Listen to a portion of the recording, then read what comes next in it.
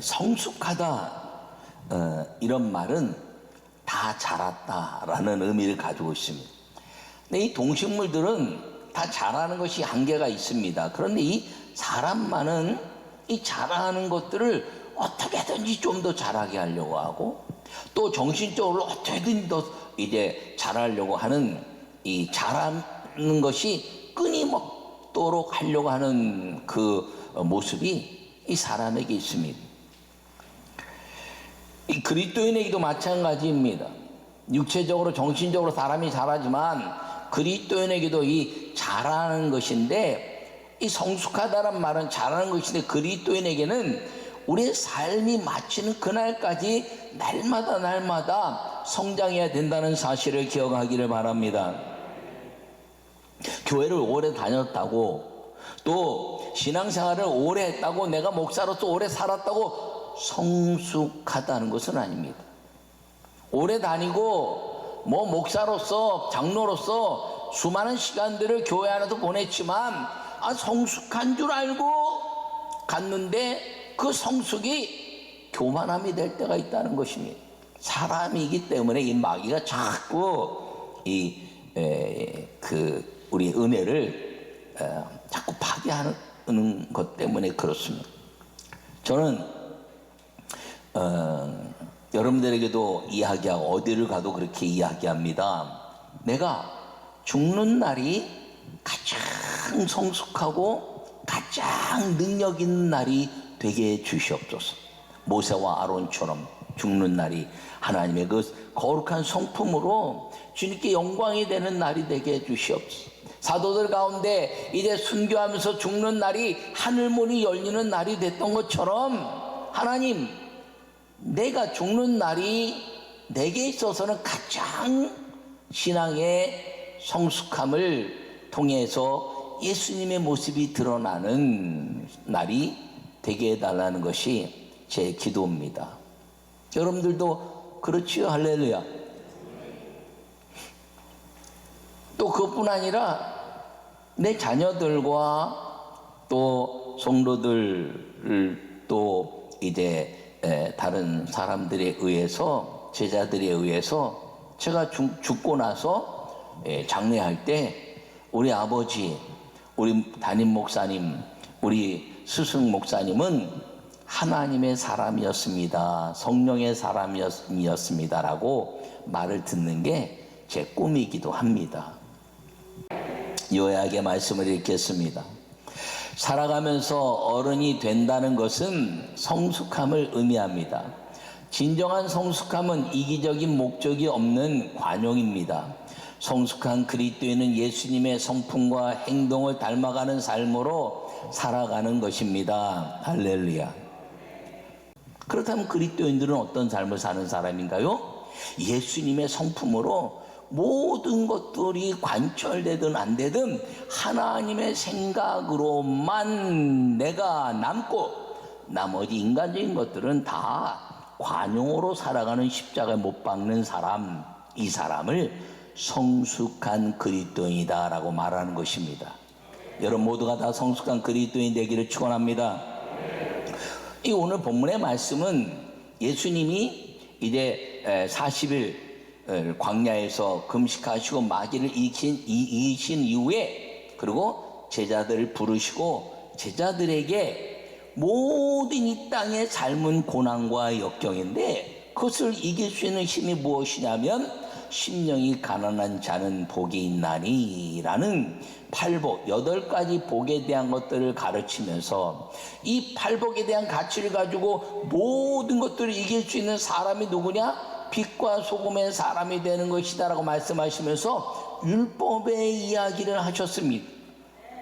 여러분, 이 율법의 가치는 아는 것이 아니라 실천하는 것입니다. 율법은 내가 얼마나 많이 알고 있느냐가 아니라 내가 얼마나 그것을 하나님의 말씀으로 지켰느냐 하는 것인데, 그 율법의 말씀을 지키면서 오늘 그 율법의 말씀은 가치, 지키는 것이 가치 있는데, 이 지키는 것의 가치를 통해서 말씀하시면서 오늘 6장에서 그리스도인의 성숙한 삶이 무엇인가를 3가지로 이야기하고 가르쳐주고 있는 것입니다.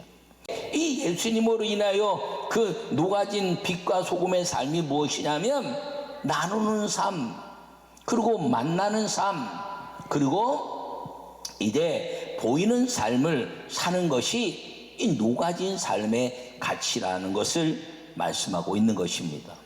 오늘 이 세 가지 말씀을 통해서 우리가 우리 자신을 돌아보고 날마다 여러분들이 살아가면서 여러분 내일은 없습니다. 앞으로 일이 있는데 앞으로 간다는 것은 내 인생의 죽음을 향해서 가고 나이를 더 많이 먹어가면서 가는데 신앙도 앞을 향해서 걸어가고 과거의 모든 역사를 믿음으로 가져왔다면 앞으로 일어날 모든 일들도 주님이 함께 하시는 성령의 은혜를 믿음으로 성숙한 그리스도인이 되어 살아가는 우리 모두가 되시기를 간절히 축원합니다.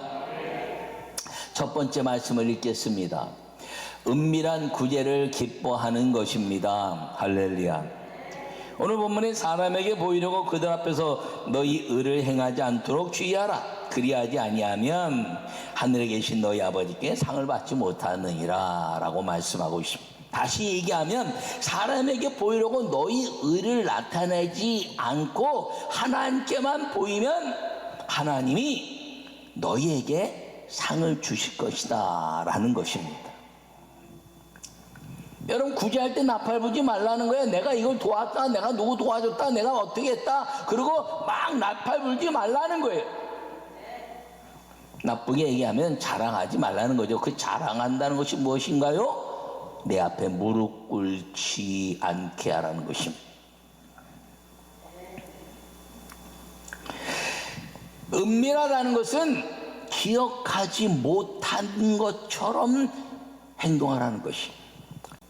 여러분, 기억나지 않을 수가 있나요? 근데 기억나지 않은 것처럼 하라는 거죠. 교회에서도요, 무엇을 봉사하고 헌금하고 한 것들이 주님께 드렸으면 기억은 나지만 내가 그것이 내가 한 것을 막 나팔 불듯이 살지 말라는 거예요. 그것은 주님이 기억하시면 주님이 우리에게 은밀한 가운데 복을 주신다는 걸 믿는 것이 신앙이라는 걸 기억하기를 바랍니다. 이것이 기독교 신앙이라는 것이에요. 근데 사람들은 준 것을 기억하죠. 근데 막 이렇게 주다가 누가 탁 하면 아씨 내가 준 게 얼마인데 저 사람 나한테 왜 저러지? 라고 생각한다는 거죠. 그럼 그리스도인의 삶은 무엇이냐면 내가 줄 때 이 사람이 절대로 내가 밥을 한번 사도 이 사람이 절대 나한테 똑같이 되갚아 줄 수 있는 건 구제가 아니라는 거예요. 내가 무엇을 했을 때 이 사람 나한테 절대로 갚을 수 없는 상황이 되는 것들에 대한 나눔, 이게 구제라는 겁니다. 근데 그런 사람들에게 나눌 때 우리가 어떤 일이 되냐면 내 앞에 무릎 꿇게 하는 일이 벌어진다는 거죠. 예. 저 사람이 나한테 절대로 갚을 수 없는 것 때문에 그 사람이 내 앞에도 무릎 딱 꿇고 굴복하는 것이 되면 내가 물질의 신이 되는 겁니다.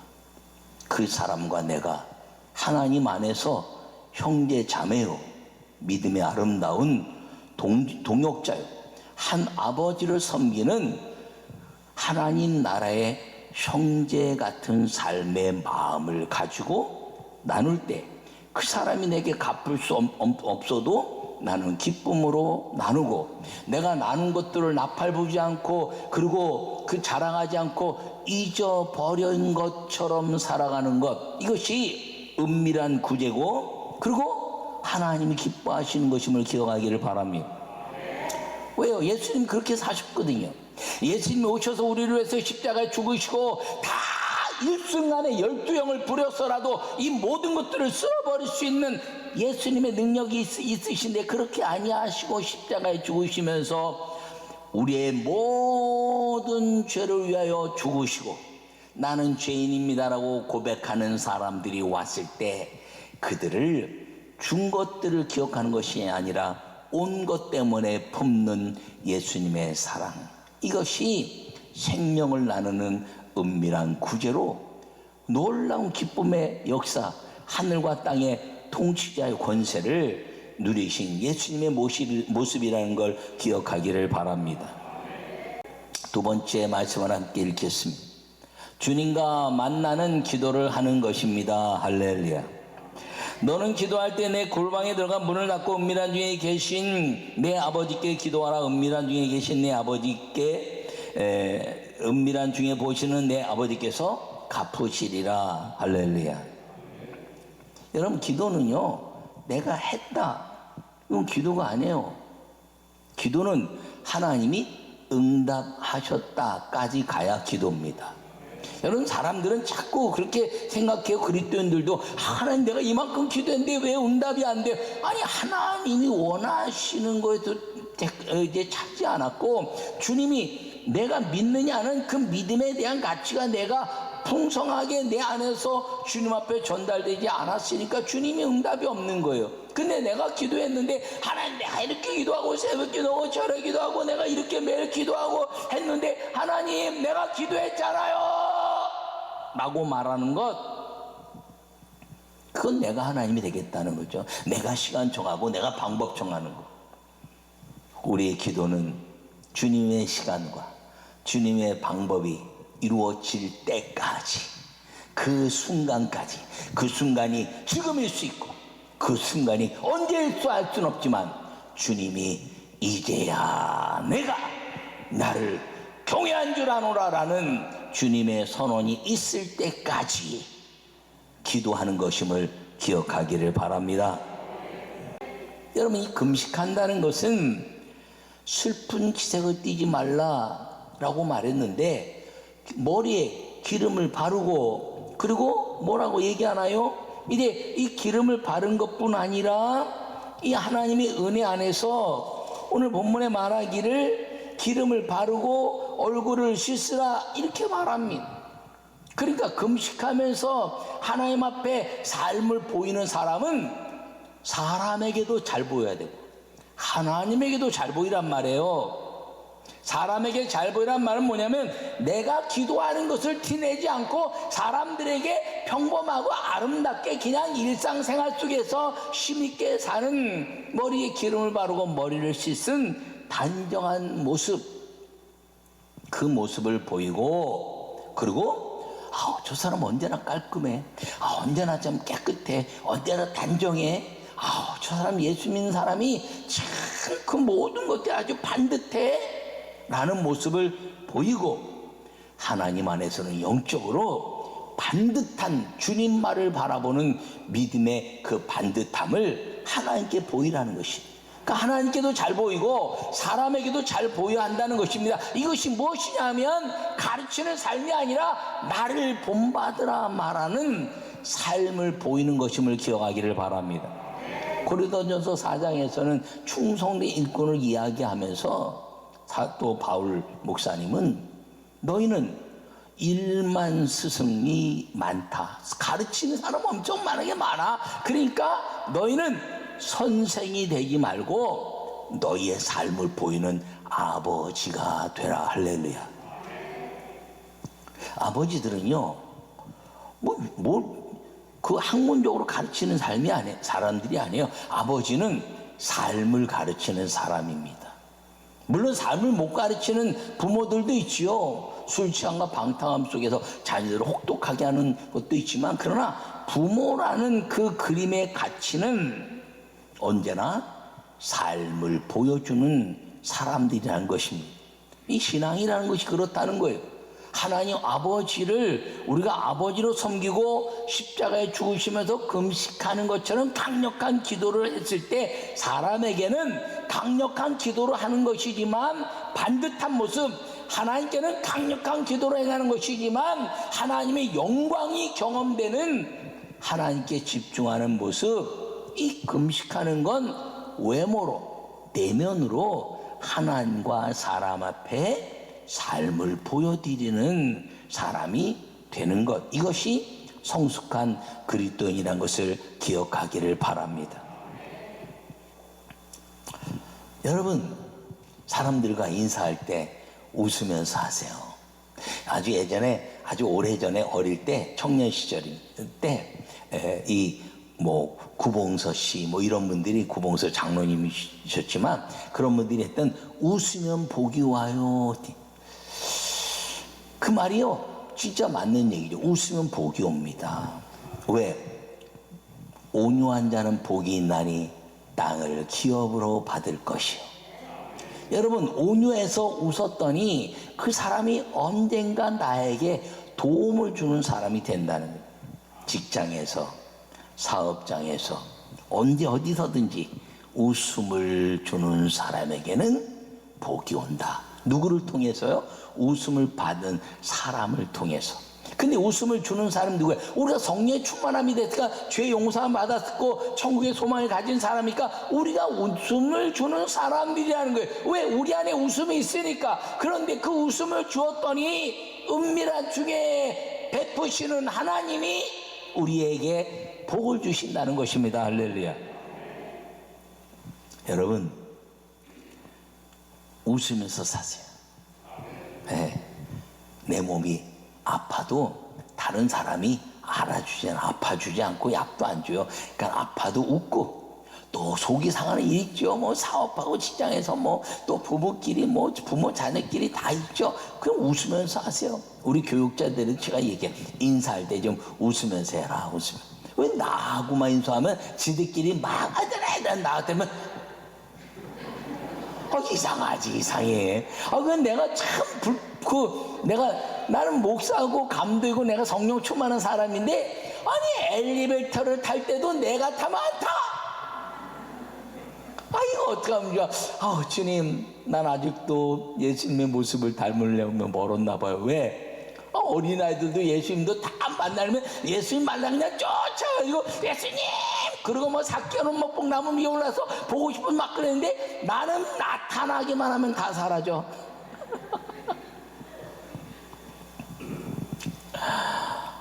이 얘기하다 보니까 예전에 그 시흥 성전에서 우리가 목회할 때, 여자 성도들이 교회 앞에서 커피를 막 마시고 있는데, 내가 싹 차려놓고 딱 내려가서 문을 닫고 돌아섰는데 다 없어졌어. 자기들끼리만 커피 먹나? 커피 내가 좋아하는데 치사하게. 이야, 여러분, 여러 가지 의미가 있겠죠. 내가 웃자고 하는 거지만 웃으면서 인사해요. 누가 있을 때 아유 나야 이래야 되는데, 저 사람 인사하기 싫어, 돌아서는 사람 때문에 안 되는 거예요. 나는 그냥 내가 담임 목사고 또 감독이고 이러니까 여러분들이 그냥 이렇게 쉽게 막 얘기하기가 어려워서 그럴 수도 있지만, 난 어제 최순남 성도님이 저를 간절하게 찾는데 얼마나 고마운지. 여러분들 중에서 나를 간절하게 찾는 사람들이 있다는 게 내가 얼마나 고마운지. 어떤 사람 막 문자를 보내고, 어떤 전화하고, 어떤 사람 막 근데 간절한 일인데 부목사만 찾아. 그럼 내가 가야 되나 말아야 되나, 이런 일도 있을 수 있잖아요. 여러분, 간절하게 찾는데 최순남 성도님이 기도받기로 하는데 감독님이 간절히, 우리 집사람 내가 전화가 안 되니까 안 되니까 같이 간 목사님 전화번호 알아가지고 그 사람한테 전화해서 나한테 왔는데, 긴급다 했더니 나를 이렇게 간절히 원해? 좀 멀리 있는 게 아니라 가까이 있으니까, 최순남 성도님이 나이는 많은데 예수님 영접한 지 얼마 안 되고 내가 가서 복음에서 전하고 그 가족들과 다 예수님 믿고 막 그러는데, 그 마음이 꽉 올라오는 거야. 나를 간절히 찾아? 내가 간절히 찾는 데 있어야지. 이 사람들과 왜 해봐야 뭐하나? 그리고 병원이 가까우니까 빨리, 내 차도 안 가져갔으니까 부목사님 보고 오라 그래가지고 딱 그냥 막 갔는데, 얼마나 고마운 건, 내가 갔더니 내 기도도 따라하고 나를 알아보고 막, 그래서 얼마나 고마운지.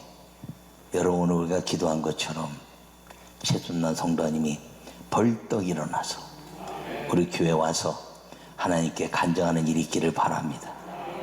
여러분, 그 간절하게 찾는 삶을 보여준 사람, 그 사람이 성숙한 그리스도인이라는 것을 꼭 기억하기를 바랍니다. 여러분, 만나면 닮고 싶은 사람, 난 저 사람처럼 되고 싶어.